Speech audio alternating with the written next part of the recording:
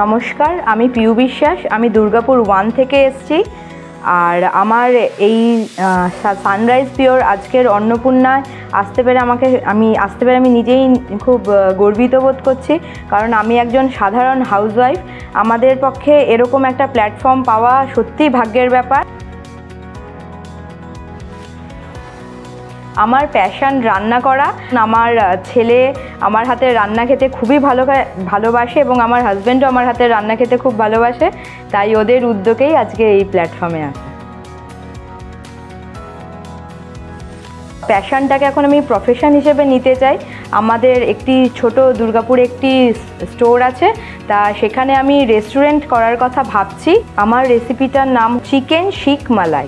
Fresh cream, butter, bread crumb, পেঁয়াজ কুচোনো, boneless chicken, ধনেপাতা কুচোনো, আদা রসুন বাটা, আদা কুচোনো, রসুন কুচোনো, লঙ্কা কুচোনো, চিজ, গোটা গরম মশলা, কাজু, কিশমিশ, আমন্ড, চারমগজ, পোস্ত, টক দই, জিরের গুঁড়ো, নুন, মিষ্টি। সানরাইজ পিওরের ধনের গুঁড়ো, লঙ্কার গুঁড়ো, ব্ল্যাক পেপার গুঁড়ো, কাসুরি মেথি, বোনলেস চিকেন মিক্সিতে বাটা, রসুন কুচোনো, আদা কুচি, অল্প ধনেপাতা কুচোনো, আদা রসুনের পেস্ট, একটু বাটার, পেঁয়াজ কুচোনো, একটু নুন, ব্ল্যাক পেপার, একটু শুকনো লঙ্কার গুঁড়ো, আর একটু হচ্ছে গরম মশলার গুঁড়ো।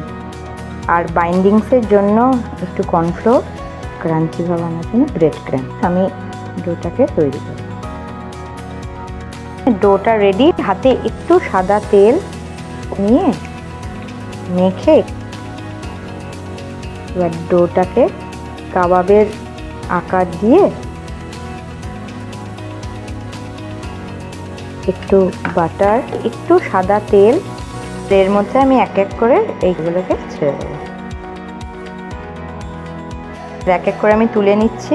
একটু সাদা তেল, বাটার, গোটা গরম মশলা, ফোড়ন দেবো, আদা রসুন বাটা, ধনেপাতা, কাজু, কিশমিশ, চারমগজ, পোস্ত সব দিয়ে একটি পেস্ট তৈরি করেছিলাম, সেটি দিয়ে দিচ্ছি।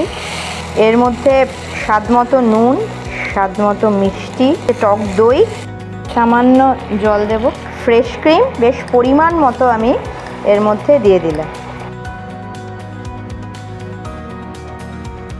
ক্রাশড করে কাসুরি মেথি, একটু বাটার, চিজ, আমি নুন মিষ্টি আবারও একবার একটু দিয়ে দিচ্ছি।